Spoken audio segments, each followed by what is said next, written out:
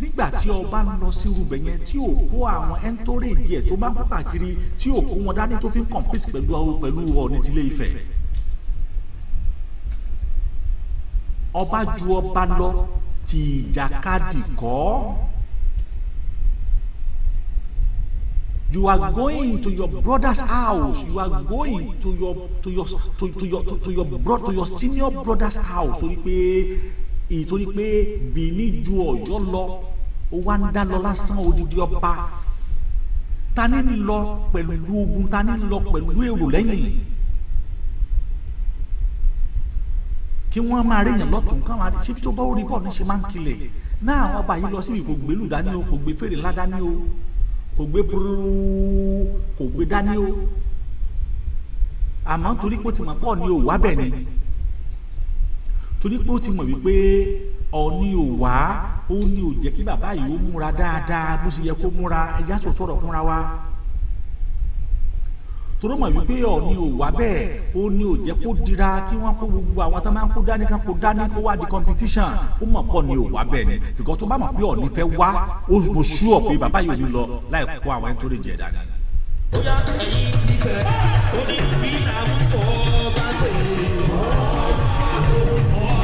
Ẹ lọ bẹ̀, ẹ tún lọ ìgbẹ́, ẹ tún lọ láyé, ẹ kún ayẹyẹ, ẹ wà lẹ̀ wá. Wọ́n máa ń kọ́ níbẹ̀ pé ìfẹ́ kíkì rẹ̀ ló sì fi ìfẹ́ òye. Kò sì sí Ọọ̀ni bẹ́ẹ̀. Mo tún kí n sọ pé ẹni tó kíkì ní òye ìṣẹ́jú òkú náà fi kú Ọọ̀ni.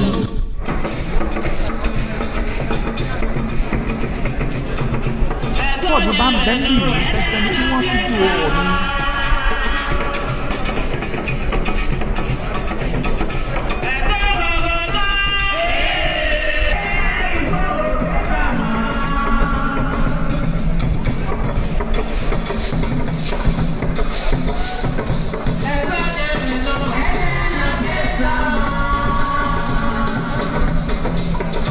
Gẹ́gẹ́ bí mo ṣe ń sọ̀rọ̀,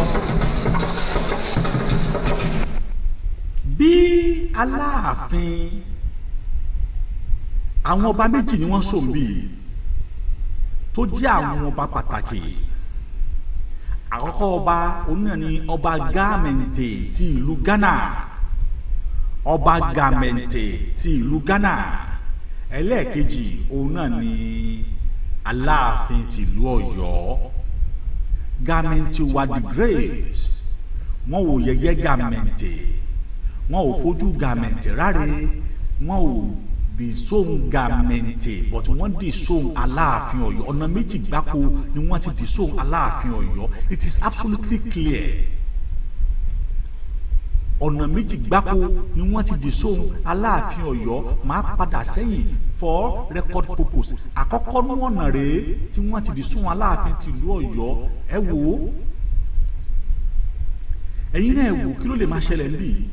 Kí ló lè máa ṣẹlẹ̀ níbí. Aláàfin Ọ̀yọ́ bọ̀ ẹ̀ ti dínà, bàbá yìí dínà, bàbá yìí dínà. Kí ló lè máa ṣẹlẹ̀ níbí. Wọ́n ò fẹ́ jẹ́ kó dùn pẹ̀lú ẹ̀wọ̀n odidi ọba aládé owó ṣáájú. Inú bí máa yìí, ẹ wojú máa yìí, inú bí máa yìí fi ṣe kúrò bẹ́ẹ̀ pé ó ní àwa o, ó ní àwa o. Ẹ wò ó, wọn Aláàfin Ọ̀yọ́ ẹ ṣàfẹ́ jókòó,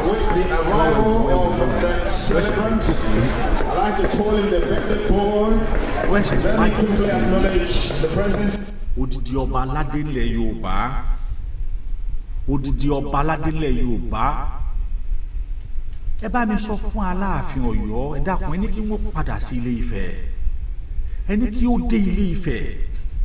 Bàbá yìí sọ wípé òun àti Ọọ̀ni ọjà, èmi àti Ọọ̀ni ọjà, èmi àti Ọọ̀ni ọjà. O ní time láti lọ kí Ìgbìnẹ̀dọ̀, o ò ní time láti lọ sí Ilé Ifẹ̀.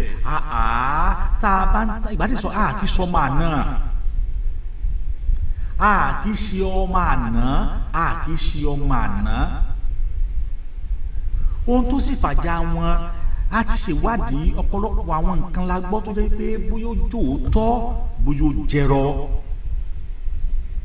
Àwọn nǹkan tá a gbọ́ tí Owoade fi ń bá Ọọ̀ni jà bóyá ó jòótọ́ bóyá ó jẹrọ. Gbọ́n kí bàbá yìí máa wá sọ fún àwọn BBC kó máa sọ fún àwọn pé òun ò bá Ọọ̀ni jà òun ò bá Ọọ̀ni jà oṣù mélòó rèé tí Ọ̀wádé ti gba ọ̀pá àṣẹ gẹ́gẹ́ bí Aláàfin ti ìlú Ọ̀yọ́ ìjọ dé Ilé Ifẹ̀ bí kò dé Ilé Ifẹ̀ ó sì ní òun ò bá Ọọ̀ni jà ó sì ní òun ò bá Ifẹ̀ jà.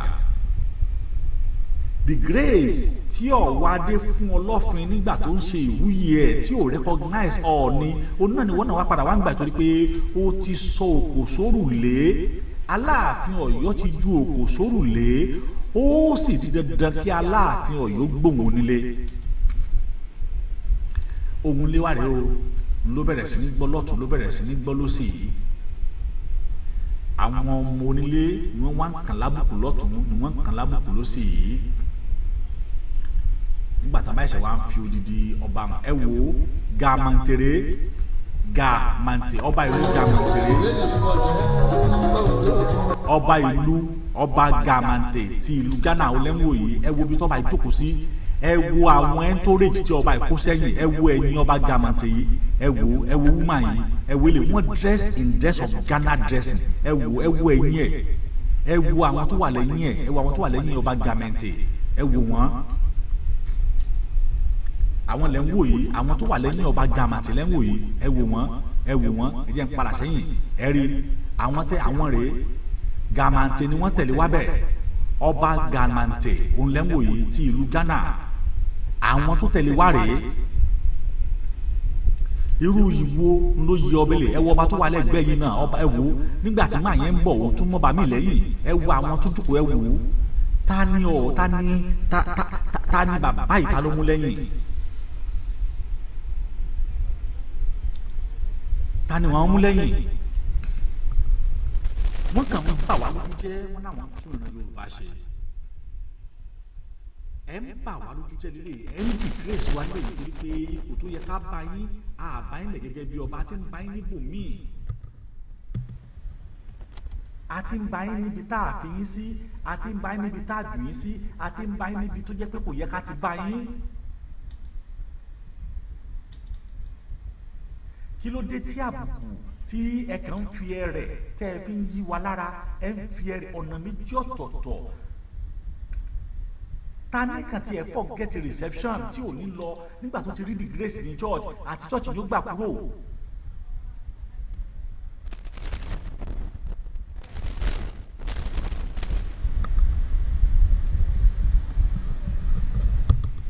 Àti church ni màá gbà kúrò.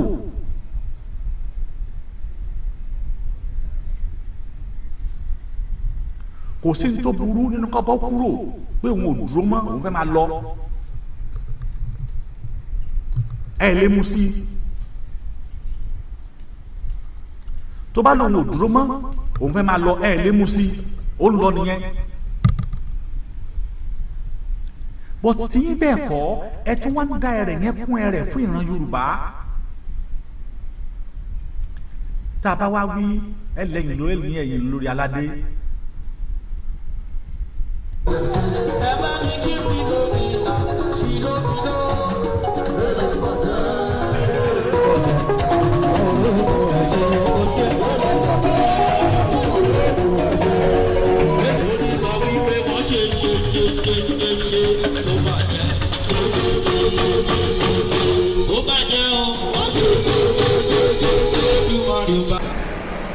I must state that we are overwhelmed by your royal support and we are grateful. Ẹ wo bí iná ìgé ibi yìí wọ́n ń kí àwọn dignity tó wá síbẹ̀ wọ́n ń ṣe àfihàn àwọn dignity tí wọ́n wá sí ibẹ̀ yẹn. Ṣùgbọ́n ẹ jẹ́ ká jọ gbọ́ bí màá yìí ṣe ń kí àwọn ènìyàn. Ẹ má gbàgbé máa tí mo sọ ojú ẹ̀ yìí òun gẹ́gẹ́ fún alárẹ̀ ló jẹ́ kí Aláàfin ó rí ibi jókòó sí o ẹ má gbàgbé ẹ o àmọ́ nígbà tí ó máa kí àwọn ènìyàn kò dárúkọ Aláàfin o ẹ gbọ́ bó ṣe sọ. Monday Owolo, who is ably represented by the Deputy Governor, Right Honourable Dennis Idawusa. ọkọ̀ kí ntàmà sí deputy governor oníṣùgbọ́n torí pé kò wá orin ìgbákejì ẹ̀ wá. The Royal Majesties from all over. When the Royal Majesty from all over, I think Otuko Mbabo. I must state that we are overwhelmed by your royal support, and we are grateful to God for bringing you forth to a very distinguished man. Now, nígbà tí wọ́n fẹ́ sọ àwọn lọ́balọ́ba, nígbà tí máa yí sọ pé the royal honour, nígbà tí wọ́n fẹ́ sọ àwọn lọ́balọ́ba, wọ́n padà sọ bí ti Aláàfin Ọ̀yọ́ wa mọ́. Ọba Ga Mantse àti ọba kan tó wà lẹ́gbẹ̀ẹ́ òun ni wọ́n sọ. Olú jẹ́ kí n bọ́ síbẹ̀ kí n dúró kí Aláàfin wa sọ bí tí wọ́n ti sọ. After gbà tí wọ́n ti sọ Aláàfin níbi táláàfin ti tó yẹ pé àti rí jókòó nira lẹ́yìn ìgbà náà ẹ tún wá wò ó wọ́n sọ̀rọ̀ nípa Royal Majesty ẹ wo àwọn ọba ẹ wo ọba tó wà lẹ́gbẹ̀ẹ́ Ga Mantse yìí ẹ wọ́n ṣe gbé ọ̀pá àṣẹ dání ọ̀pá àṣẹ táláàfin Ọ̀yọ́ dà ọ̀pá àṣẹ Aláàfin Ọ̀yọ́ dà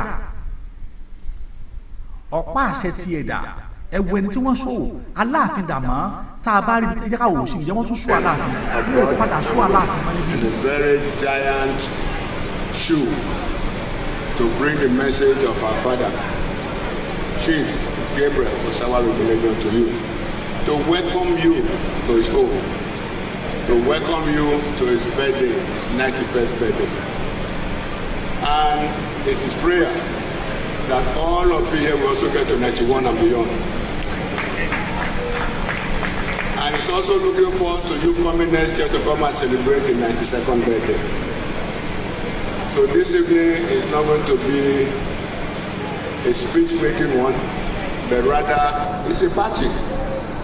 We are supposed to come here and enjoy ourselves. The birthday of 91 great years of Sir Chief Dr. Gabriel Osawaru is the man of the kingdom.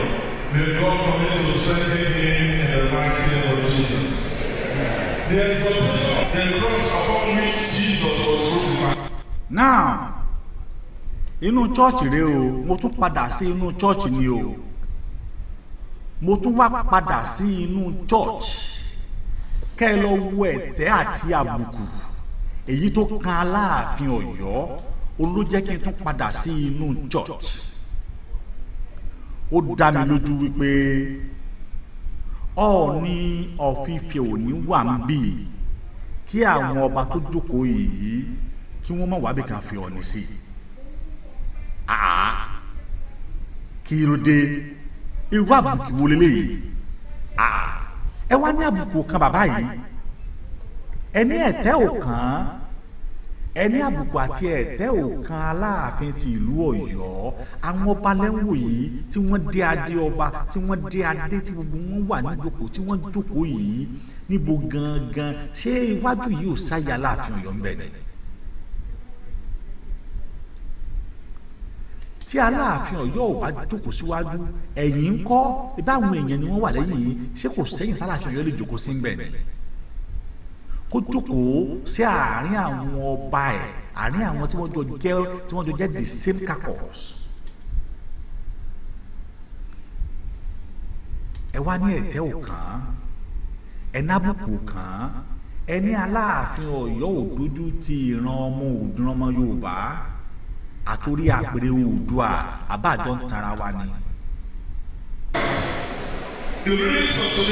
àbí Aláàfin ti jókòó sáàrin àwọn eléyìí.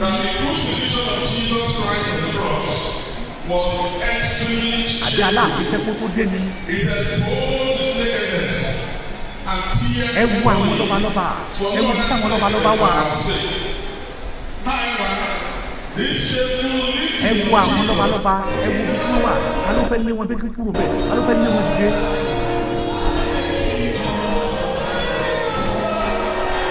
ta ló fẹ́ lé wọn dìde ń bẹ̀.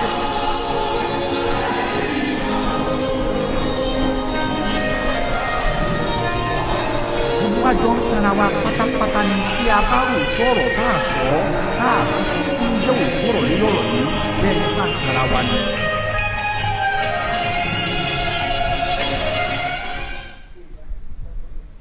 kọ̀ òótọ́ ọ̀rọ̀ dé kò sẹ́ni tó fẹ́ sọ àbùkù àti ẹ̀tẹ́ rèé olùdé bá Aláàfin yìí tí a ò sì bẹ Ọlọ́run kí irú ẹ̀ ò tún dé bá ọba tó dé bá bàbá yìí mọ́ gbogbo ẹ̀dá tó bá nífẹ̀ẹ́ bàbá yìí ó mọ̀ wípé bẹ Ọlọ́run kí irú àbùkù àti ẹ̀tẹ́ yìí kó tún padà kàn wọ́n èmi ò bá wọn bẹ Ọlọ́run mọ́ láéláé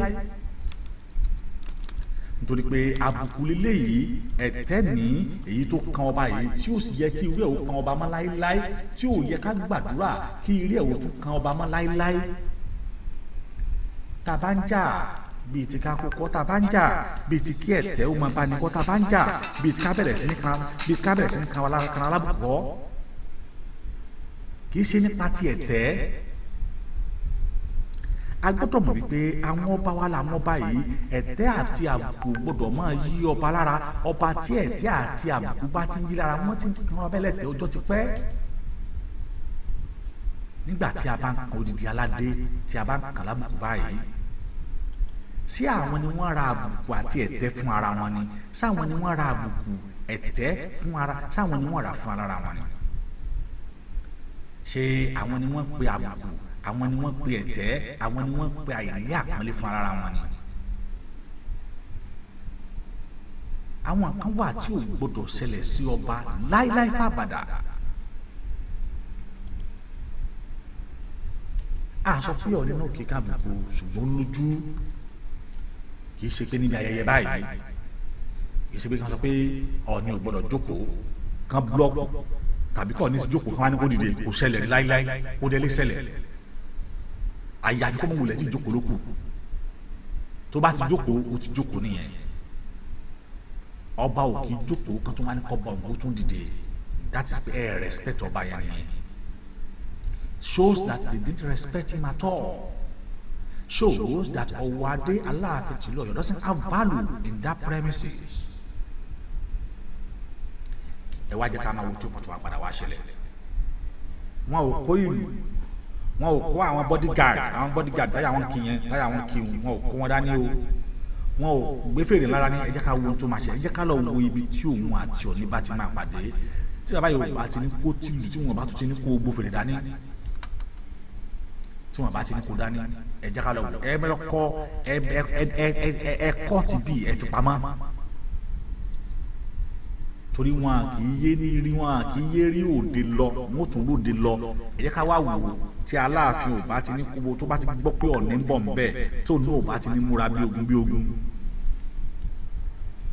tó náà ò bá ti ní múra bí ọba pé Ọọ̀ni ń bọ̀ ń bẹ̀ wọn èmi gẹ́ fara mi gan I must be díẹ̀ takú ìtọ́ni lọ́rùn èmi fẹ́ ká máa rí mi gẹ́gẹ́ bí ọba fẹ́ I must be díẹ̀ takú ti Ọọ̀ni lọ́rùn ẹ jẹ́ ká wo tó máa ṣẹlẹ̀ ẹ máa rí pé mo sọ bẹ́ẹ̀. We don't do competition ẹni tọ́lọ́run bá ti gbé ọlá fún Ọlọ́run bá ti gbé ọlá fún nìyẹn ẹni tọ́lọ́run bá ti pínlẹ̀ Ọlọ́run bá ti pínlẹ̀ nìyẹn tí ẹni kò gbà fún àìgbàfẹ́ nìkan ni òjá yé gbogbo tó bẹ̀rẹ̀ yìí ọ̀tẹ̀ olóbẹ̀rẹ̀ wàhálà tá wà nú ẹ̀ yìí.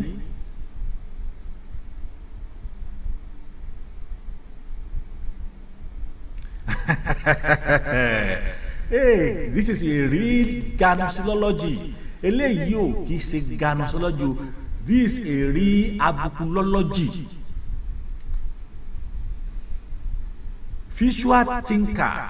This is a real abukulology. What is ganosilology? It is not. This is a real abukulology. Eléyìí gẹ́gẹ́ ni wọ́n ń pè ní abukulology, not ganosilology.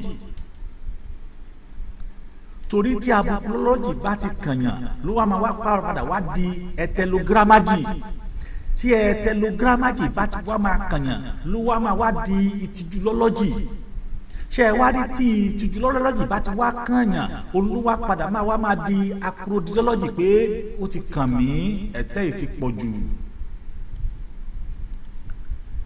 because a lè pínlẹ̀ ní ganosilology ẹtẹlọ́lọ́jì abukulọ́lọ́jì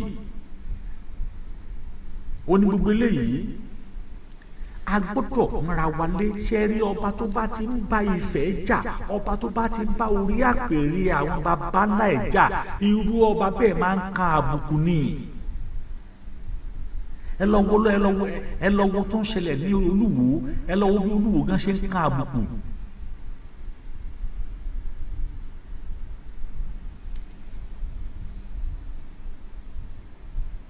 ẹ lọ wo bí Olúwo ṣe ń kan àbùkù, because orísun yín ni ẹ ò gbọ́dọ̀ tàpá sí. It is forbid. It is forbid. Òwú tó gbógun ti Ifẹ̀ láyé ọjọ́ òwú parun pátápátá ni, òwú àkọ́kọ́ parun ni, wọ́n run pátápátá. Àwọn bàbá yìí sì mọ̀ pé kíní yìí ń bẹ bíi tàtijọ́, ó sì ń bẹ síbẹ̀ bíi tàtijọ́. Wọ́n mọ̀ pé lóòótọ́ ló wà. But ẹ nífẹ̀ẹ́ ṣe tó yẹ kẹ́ ẹ ṣe jẹ́ bí òtítọ́ àti òdodo. Àbùkù ló ń kan owó yín káàkiri, àbùkù lẹ́ ń ṣe káàkiri yìí, ǹjẹ́ yẹn gan òtún yín?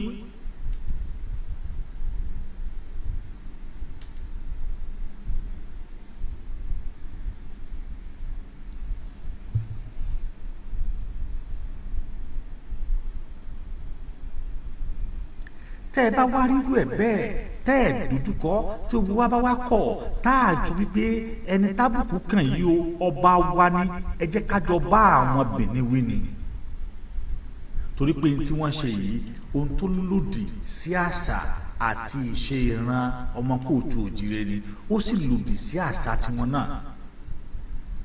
ṣùgbọ́n Yorùbá sọ wípé ìrínisí òun náà ni ìṣenilọ́jọ̀. ẹ dìgírèsì ọba yìí ní church, ó tún dé reception níbi fàájì, ẹ tún jẹ́ kó rí ibi jókòó sí. why? àwọn kan sì wà tí wọ́n rò wípé àwọn kan tá à ń sọ yìí àṣọ láti tàbùkù gẹ́gẹ́ bí mo sọ Aláàfin, ṣùgbọ́n à ń sọ bí àbùkù ṣe bá gbogbo wa nítorí pé ojú ti ọ̀rẹ́ rẹ ojú tì ọ́, gbogbo wa pátá lójú dọ̀tí, torí pé a ti jọ àbáyé sí orúkọ kan tá a mọ̀ sí ọmọ Yorùbá, bó tilẹ̀ pé àwa kan ti kọ́ o pé kóòtù òjìrè là wa, àwa kan ti gbélẹ̀ pé àwa o kóòtù òjìrè ni wa o, ṣùgbọ́n síbẹ̀síbẹ̀ ohun tí wọ́n sì tẹ̀ mọ́ wa lára òun náà láàsì jẹ́ dùnú lónìí tá a mọ̀ sí Yorùbá, bó tilẹ̀ pé ẹ̀yà kan òun náà ni wọ́n pè ní Yorùbá yìí nínú àwọn ẹ̀yà tó ń bẹ ní Ọ̀yọ́ nígbà náà, nínú àwọn ẹ̀yà mẹ́fà tó ń bẹ lọ́yọ́ nígbà náà. Kí Olódùmarè kó dákun kó ṣàánú fún wa, kó Olódùmarè kó ràn wá lọ́wọ́. Ọ̀kẹ́rẹ́ tìlú Ṣakí, àwọn náà sọ ìtàn, wọ́n sọ ìtàn tí àwọn náà mọ̀ nípa Ọ̀rànmíyàn. Wọ́n dárúkọ ọmọ ìlú tọ́rànmíyàn ń ṣe, wọ́n dárúkọ ìlú méjì tí ìyá Ọ̀rànmíyàn ń ṣe. A ò ní dàpọ̀ ọ̀la láṣẹ yẹn. Àwọn tí a sì mọ̀ sí àgọ́ ọjà ní ìlú Ọ̀yọ́, wọ́n ti fún àwọn Aláàfin ní ọtínétọ̀n pé kí wọ́n kúrò lórí ilẹ̀ wọn, pé torí pé àwọn làwọn ní ilẹ̀. Wọ́n sì tú ọ̀pọ̀lọpọ̀ àṣírí bí Aláàfin àná bó ṣe gbógun tì wọ́n, bí Aláàfin àná bó ṣe gbìyànjú àti pa àgọ́ ọjà run, ṣùgbọ́n tí àgọ́ ọjà sì dúró.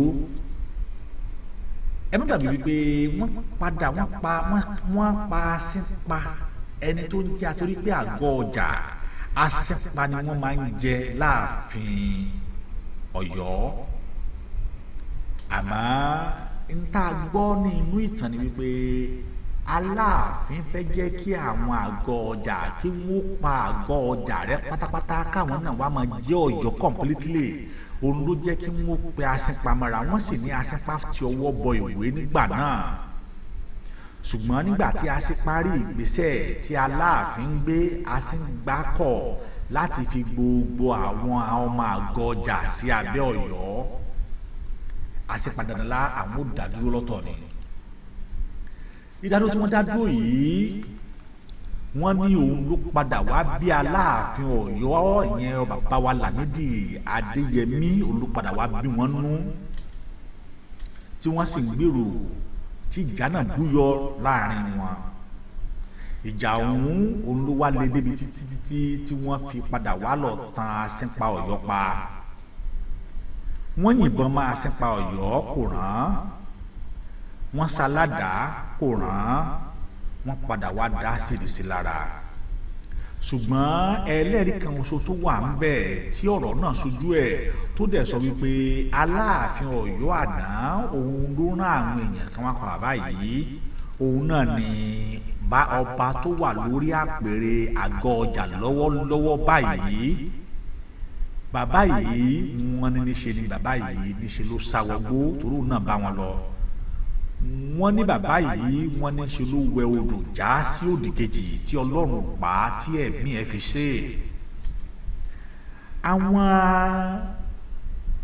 olóyè ní ìlú àgọ́ ọjà gbogbo wọn ni wọ́n tú àṣírí ọ̀rọ̀ yìí kódà balógun àgọ́ ọjà sọ wípé òun sọ báyìí pé àní Lámídì Aláàfin Ọ̀yọ́ ìwọ ló pa sípa wọ́n dẹ̀ tún gbé òun lọ sí ilé ẹjọ́ nìbàdàn ó ní kódà wọ́n ti múra àti dá ẹjọ́ ẹ̀wọ̀n fóun torí pé Aláàfin ló gbogbo agbára ẹ̀ láti rí pé òun bá olórúkọ jẹ́ ó ní lẹ́yìn ìgbà náà òun náà ni Mákindé gorí oyè Mákindé ló wá tú ẹjọ́ náà ká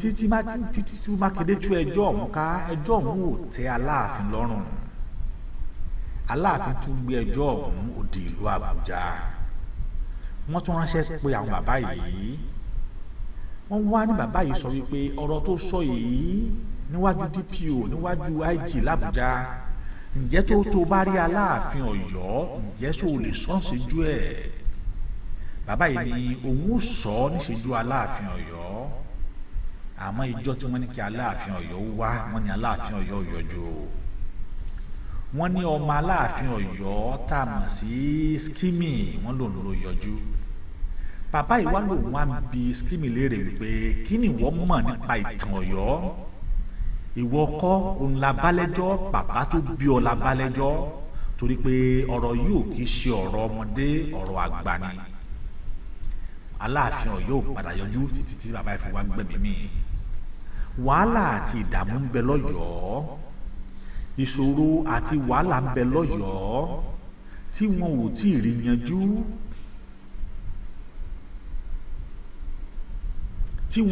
rí yanjú èyí tó sì ń dá wàhálà sílẹ̀ láàrin Ọ̀yọ́ gangan tó yẹ kí wọ́n wá ojútùú sí torí pé bí iná bá ń jó ni tó bá ń jó ọmọ ẹni tara ẹni báyìí òun náà là kọ́kọ́ gbọ̀n ẹ má wàá gbàgbé wípé mo tún sọ ṣáájú